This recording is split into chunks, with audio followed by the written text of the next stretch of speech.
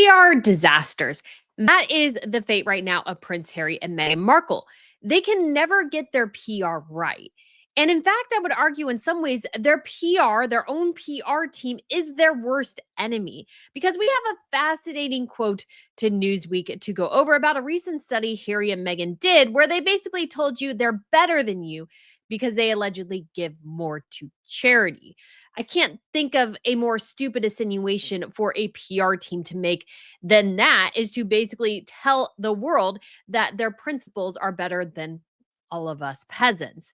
And then also we have the story of Salmonella Sussex that has gone around this weekend, which is both hilarious, but again, sort of reflects how badly Harry and Meghan's PR is. And that despite how much Meghan pays to her PR team, it's not actually going to help her because Meghan, as ever, is always her own worst enemy. And I mean, of course, Harry is as well. So we shall get into all this today. But if you guys haven't been to Royal News Network before, my name is Brittany. I do provide compelling royal commentary. So please hit that subscribe button.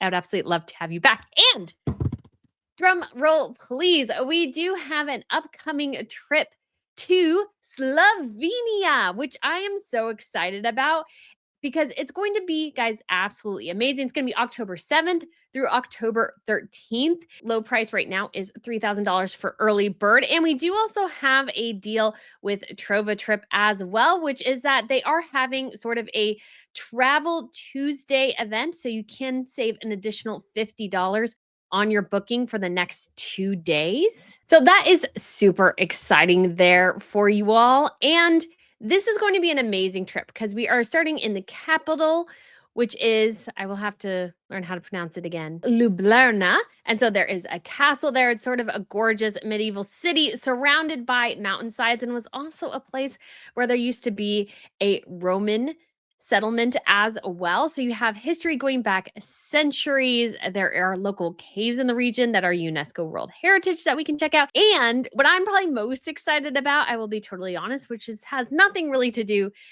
with royals and yet does at the same time, which is to visit the Lipitsan stud farm. So this is in Slovenia as well. And so if you're aware of the Spanish riding school in Vienna, this is actually the horse farm where they come from. So it's one of the biggest stud farms in the world. It is the biggest when it comes to a single breed of horses.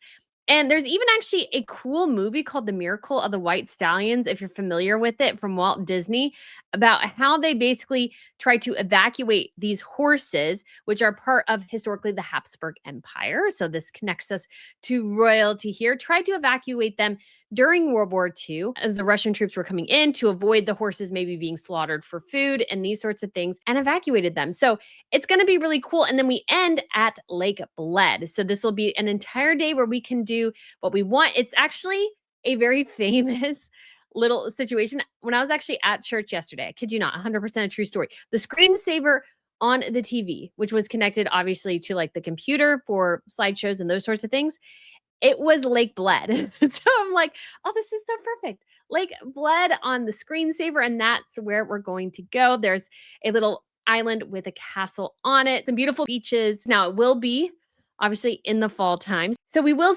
probably be seeing the leaves change at Lake Bled. So it'll be, I think, sort of a picturesque, perfect time to go to Slovenia. And if you're curious, just in case you didn't know, I had to look it up because I wanted to double check because I wasn't sure if it was Slovenia or Slovakia, but Slovenia is where First Lady Melania of the United States, that is where she's from. And so it just looks like a beautiful, beautiful country. It's going to be such an amazing trip. It's going to be a little bit of a longer one, 7 days officially. You can add days on the end, in the beginning, and it's just going to be a wonderful destination and so much fun, and a way to be sort of in Europe, but like a little bit off the beaten track. So if you guys want to check that out, there'll be a link up above and down below. And I am debating what other trip to do. So I will put it to those who have gone before on these trips. I actually already have one booking. So excited, guys. It's going to be such an amazing, fun time. Everybody always has a fantastic time on these trips. We get to talk about the royals, usually see castles and royal things, but it's just a time to hang out with some new friends. So if you guys want to check that out, feel free to click the link up above or down below. So excited. for this trip, I gotta say, even though I'm gonna have to work on the pronunciations because it is very foreign to me. So that'll take some time.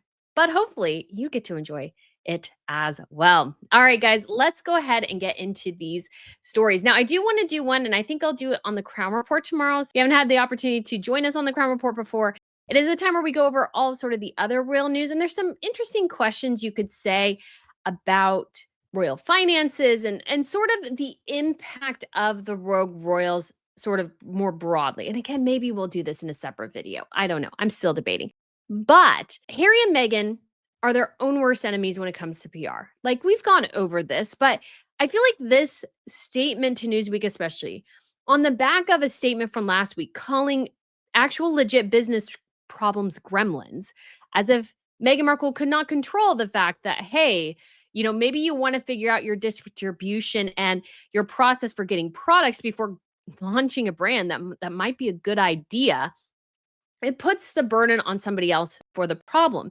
And there's another statement to this Newsweek article that again reflects, I think, a very juvenile, very horrible PR strategy for Harry and Meghan because it should have not have been written that way.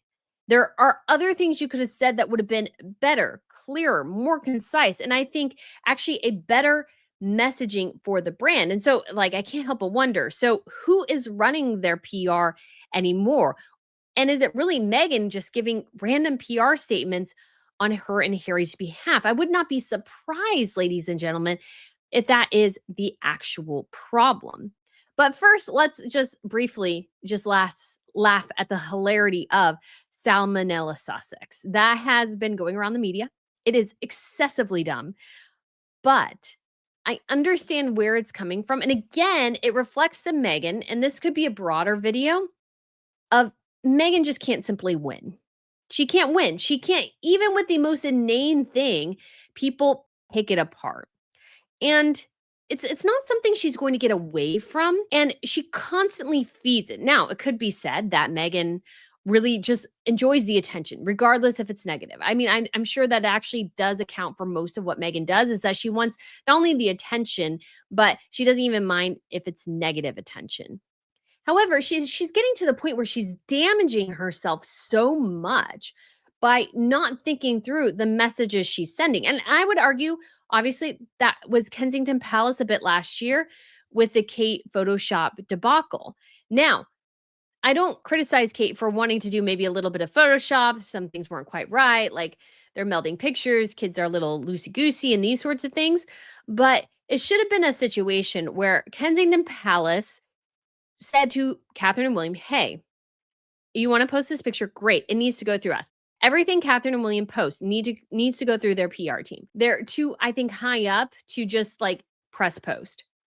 You need to have somebody go over it. I sometimes wish I had somebody to go, hey, you know what? Maybe you want to tone down that tweet a little bit. Hey, maybe you want to frame this a little bit differently. That is a good thing to have. And I think that's how Catherine and William should see their PR team. The other big blunder last year was them not addressing the hashtag Where is Kate issue earlier. They just let it fester and fester and fester because I'm sure they were thinking, this is dumb. We should just let this go and it'll just write out. And it just didn't. It started getting picked up by bigger outlets and bigger outlets and bigger outlets. And so Catherine Williams, I think, team was caught flat-footed and really sort of stepped in it by not taking some of this stuff more seriously. But Meghan, of course, has a bigger problem, which is that she's not liked by really anyone. And everything she does is picked apart. And she's created this culture for herself, or this reality for herself, by constantly denigrating her in-laws, her family, and being known for lying fairly consistently.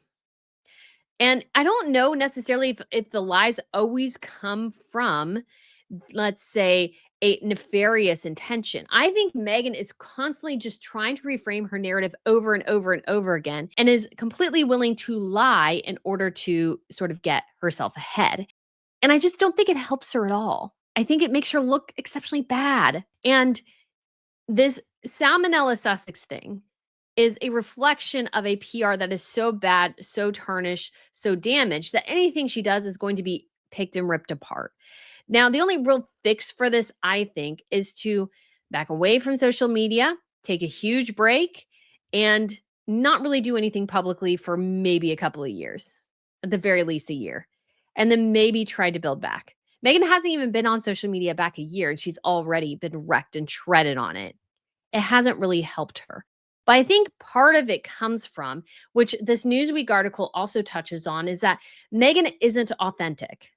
I don't know if Meghan was rubbing with her rings, by the way, where there's crevices, where salmonella and other obviously undercooked, meat related issues could get into. Was she even actually rubbing seasoning on a real turkey? I don't know if I would argue, I don't know. To me, her rubbing it with her bare hands with all the rings and everything seem to me she wasn't worried because there was nothing to be worried about because it's a fake turkey.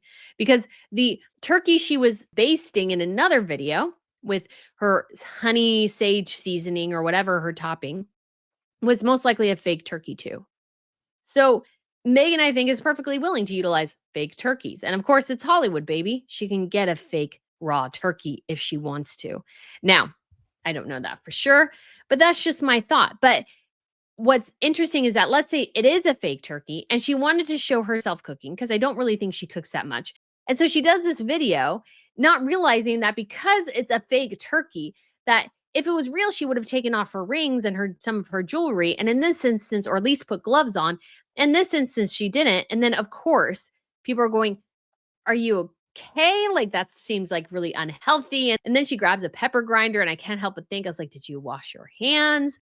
Like, what is going on? And it comes from this idea that Meghan has perpetuated that she doesn't really cook, doesn't really know what she's doing in the kitchen. And I don't think anybody would be surprised that somehow she doesn't know that you should wash your hands between touching raw meat and touching something else. Now, of course, I'm sure she knows that. But when you have such a wrecked public persona, everything you do is going to be massively, massively investigated, especially if you don't have a good track record for the truth. Everything is going to be raked and raked and raked to find the issue. And Meghan could solve this for herself by, I think, being an actual authentic person, saying for sure, hey, I like to order out. I don't really like to cook.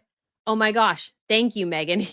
You confirmed what I speculated for so long. No worries. Nobody cares. But Meghan has such, I think, an obsession with how people see her. And us seeing her as perfect or the perfect version of herself she wishes she was, which she's not, which again is delusional, that she constantly, I think, undermines herself by constantly trying to force this public persona, which is not real, while we all know the real Meghan based on her actions.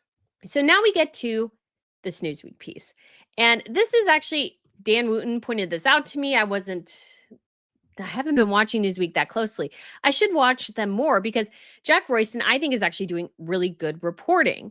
And I know a lot of people have said he was a former Sussex stan or whatever. I always think the more interesting people are people who were fans of someone and then all of a sudden saw something different about them and decided to change course.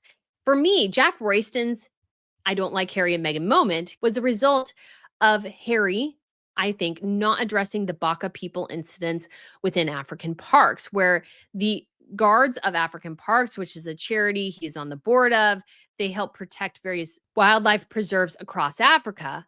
All of a sudden was saying, hey, these local people are being abused by the guards of African parks. What is Harry going to do about it? He did nothing. And in fact, what's interesting now that I'm thinking about it is that Harry's reputation is so bad because, again, both Harry and Meghan's PR is damaged in various ways. Is that I think what happened with Chad. So Chad was another country that had an association with African parks. And all of a sudden they're like, hey, African parks is doing X, Y, and Z. They're not giving us the right money. They're not creating local jobs like they were supposed to. They're not following certain regulations, all these sorts of things. And so they kicked him out. But then African Park says, oh, no, we've salvaged the relationship they were back in within, I think it was about a week or two. Why did that happen? Because Harry's reputation is so incredibly bad, along with his wife. Chad used Harry's bad reputation as leverage against African parks to get a better deal. That's what happened. African Parks was forced to come back to the negotiation table with Chad as the upper hand because the member of their board is so badly tarnished that all you have to do is hint at impropriety at this point. Everybody gloms onto Harry and Meghan are bad, and Chad gets better leverage against African Parks. That is how bad Harry and Meghan's reputation is. So let's look at this article. We won't go over the whole thing. It's like a study that Harry and Meghan's Archwell did. But I think what's more interesting is a response by Harry and Meghan's PR team to Newsweek's, I think, good questions. So it says, Harry and Meghan's charity has released a report highlighting the importance of authenticity to young people, but their findings chime with numerous major criticisms of the couple throughout their post-royal lives. So the Archwell Foundation conducted 106 interviews with young people ages 10 to 25 across the US, UK, Australia, Canada, and Panama to find out what they look for in leaders. And we'll also say as well, from a scientific research perspective, that's an incredibly small cadre of people. That means basically there were about 6 people from each country that they interviewed. That is nothing. Like, you could barely scratch the surface of the issue. It is not an overall perception. And again, the report by Harry and Meghan is there to help themselves, going, oh, there needs to be more safeguards on social media, which essentially can only mean censorship. It would have to result in censorship. That is the only way to do it.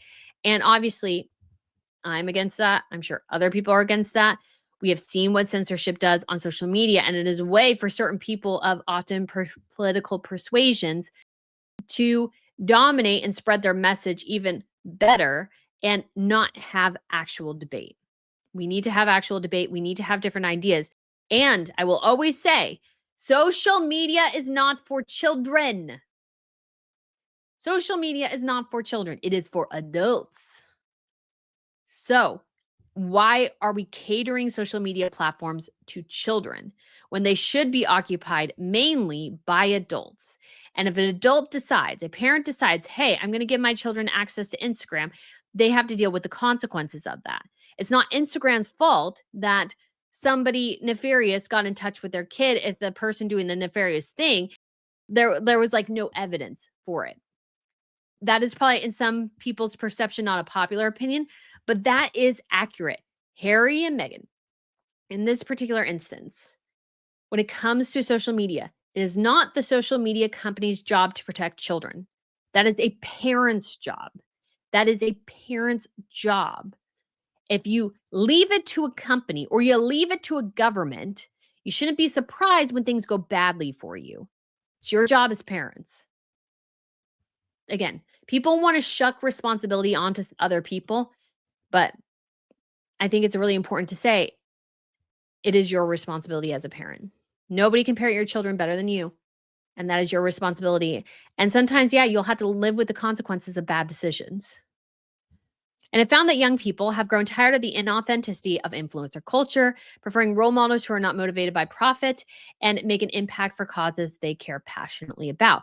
The reality is, though, guys, everybody needs to make a profit in one way or another. So even if they're trying to do, let's say, good things or donating to causes or whatever, at the end of the day, everybody still needs to make money. That's how the world goes round. That's just reality. And I will say as well, it is a very naive perception to believe that everybody should have, let's say, a greater impact or something than what they're going for. It's a company. It's Target. Target wants to make money. That's, again, reality. But the findings are striking, but make difficult reading alongside the facts of the first 5 years of Harry and Meghan's US lives, which saw them sign multi-million-dollar deals for content creation. And there's not a particular problem with them signing deals for content creation. But what we've seen is that they didn't deserve those deals because they had no talent in content creation. They have no talent in creativity that we have seen in brands, in all these things. They got these deals simply because Harry ragged on his family. These deals were not given because Hollywood recognized the individual talents of Harry and Meghan. They got these deals because of his family. So in a way, it was a soulless cash grab for profit because Harry and Meghan, if they were smart, said, you know what, let's just do one thing for Netflix, see where things go. We don't deserve, let's say, a huge deal because we have nothing to offer. Meghan knows nothing about producing, writing, directing, editing, anything. She doesn't know anything about that. We've seen her efforts. They're pathetic. And yes, she was on a TV show, but that doesn't mean she is particularly talented. And she was a really crummy actress, which I think bleeds into everything. She's not a good actress. And that damages her. And it says, in fact, certain passages of the report could serve as a convincing explanation of the couple's decline in public opinion during the years in which audiences appeared to grow tired of their narrative about the royal rift. But a Sussex source disputes this point to Netflix. And this is what I really want to highlight because this is juvenile. This is bad. It's a terrible response from a competent PR team. And so I don't know if Harry and Meghan's PR team hates them and says stupid things to get their principals in trouble because they don't care. If this was written by Meghan and the PR person is just forced to send it, or if this is the type of PR people Harry and Meghan hire. Now, I think third is probably the most likely option. But it goes to show, I think, that even their PR team isn't there for authentic reasons. They are also there for the soulless cash grab. I don't know why you would want to work for them, as I feel like that would be like working with the bosses from hell. But some people are willing to sell their souls to make money, to leverage their connection with Harry and Meghan, to make more money down the line. I don't know why, because Harry and Meghan are PR disasters. Like it doesn't actually help you. But, anyways, let's read this. To cast all young people as though they would take umbrage with the Duke and Duchess of Sussex for making money is just an oversimplified assessment of who they are as people and what I think the report is trying to say. So, number one, it shouldn't be what I think the report is trying to say. It should be saying what the report said.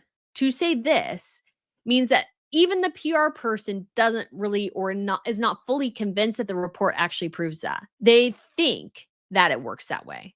But if that's not what, let's say, Newsweek is picking up from it, that would tell me that, hey, maybe your assessment of your principles in this particular instance is wrong. And yeah, people do take issue with how Harry and Meghan have made their money. Because, like I said, it was not made on the basis of their talent as creatives, but after his family and what Harry could do if he rolled over on his family. That's the reality of the situation. And so to say here that Harry, like nobody takes issue with them, well, number one, Harry and Meghan do have, I would argue, a stronger fan base among younger people. But that's because I think younger people are very naive. They don't have all the real world experience that, let's say, us adults have. They don't see, let's say, all the things that Harry and Meghan have done and seen the damage. Sometimes it takes you a while. Sometimes you have to have that maturity to really understand how immature Harry and Meghan are. And some of the young people, they're just not there yet. And I think they'll all get there at some point. That's why I think, yes, in some ways, the monarchy has this huge, strong longevity. But it does come sometimes from getting the older generations on your side. And I think sometimes interest in royalty, interest in history only comes when you're older. I've noticed that with people. I had former coworkers who said, I had no interest in history at all in high school, but now I'm a little interested now. And I can't remember the exact situation, but it was something to do with the Civil War. And I know nothing about the US Civil War. Like that is the least thing I know about. And because I didn't grow up in the South.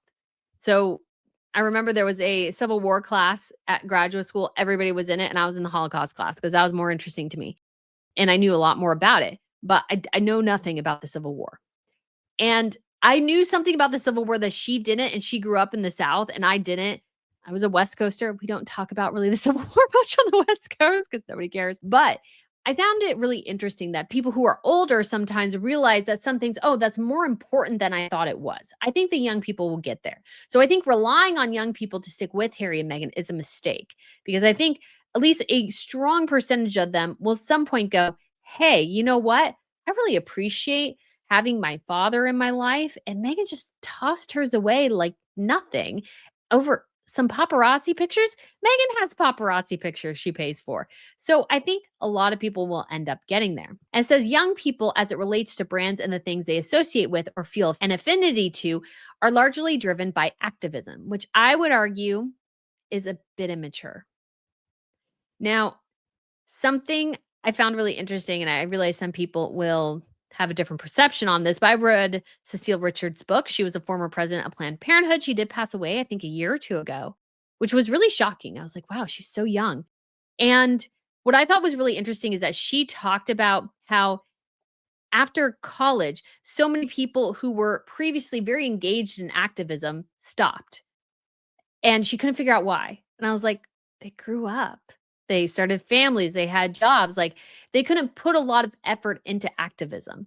So, in some ways, I feel like relying on young people that they'll always be activists is a little bit of a misnomer because at some point, hey, you don't have the time to be a huge activist anymore. I think sometimes that's the benefit of, let's say, not having a consistent source of income and a job requirement where you have to go to every day. So, at some points, you do have to grow up. Take that for what you will, but that was my interpretation of it. This goes on to say it's why young people love Ben and Jerry's. A lot of other people don't because of issues related to Gaza, LGBT. There are people who actually actively don't buy Ben and Jerry's because of that. Why young people love Patagonia. That might be true, but again, they might go at some point, oh, you know what? I want to go with something different. Like my tastes have changed. Saying always that young people will like X, Y, and Z is sort of a dangerous perception. And then it goes, it's why young people love activist driven brands. And if you were to look at Harry and Meghan as an activist driven brand, I don't. They're grifters. They are in it for themselves. They went to a freaking Kardashian party just a couple of weeks ago. That's not activist driven. That's hedonism. That's excess in the worst way. So they're not activist driven. And the PR team says, which I would argue they aren't. They focus on showing up, doing good, and handing over a disproportionate amount of their wealth compared to the average Joe to good causes. Okay, so you're the average Joe. You're not as charitable as Harry and Meghan. You don't hand over a disproportionate amount of your wealth. We're better than you. Like, how dumb. Why would you say that as a PR team? How do you even know if they're handing over a disproportionate amount of their wealth? You know what they're probably doing, PR person? Trying to avoid some taxes. Yes, if you create a charitable foundation, like wouldn't you know it, and you donated money to your own charitable foundation, oh my gosh, whoa, you don't owe as much taxes at the end of the year. Who would think it? That's the reality of it. Some of what they're giving away is just to avoid taxes on it. That is what they're doing. And the average Joe, how do they know how much percentage of their income they give to charitable causes? They might give more of their actual percentage of their income. What is this disproportionate amount? Can you show us how much Harry and Meghan have earned versus how much they've donated? Again, Meghan Markle and Harry both don't have a good grasp on reality. This could mean anything. It's a horrible, horrible statement to make, I think. A horrible statement to make. It's exceedingly dumb. And it doesn't help Harry and Meghan at all. It makes them look bad, and it makes their PR team look bad as well. The quote ended that they have to make money is a moot point. It's not because of how they made their money by turning on his family. That's how they've made their money. When you do that, you don't get to have the high ground anymore. You don't get to sit there from your pedestal of superiority. You basically made blood money. That's what you did. We all do, unless you're a member of the institution, the royal family. The royal family also makes money through the duchies of Cornwall and Lancaster. They make rental money. Yeah, that's how they do it. Harry and Meghan's PR team. And that's what Harry and Meghan were given, is the part of the income from that. And that was too little for the Duchess, who must be announced every time she walks into an empty brownstone. Harry and Meghan are their own worst enemies. They are undermining themselves constantly, and their PR team really does them absolutely no favors. It's pathetic. It's awful in so many ways. And Harry and Meghan should do better, in my opinion. They should do better, but they don't. Why? Because Harry and Meghan are their own worst enemies. They hire these PR teams and I think work them to such an extent that maybe, just maybe, the PR team just lashes out at news reporters. But I don't think that statement did Harry and Meghan any favors, especially with Jack Royston. They should focus on more actually doing good rather than just doing everything for a publicity stunt. But guys, let me know what you think. Thank you so much for watching, and I shall speak to you again very soon. And don't forget about the Slovenia trip and the Crown Report tomorrow. I will see you guys then. Bye.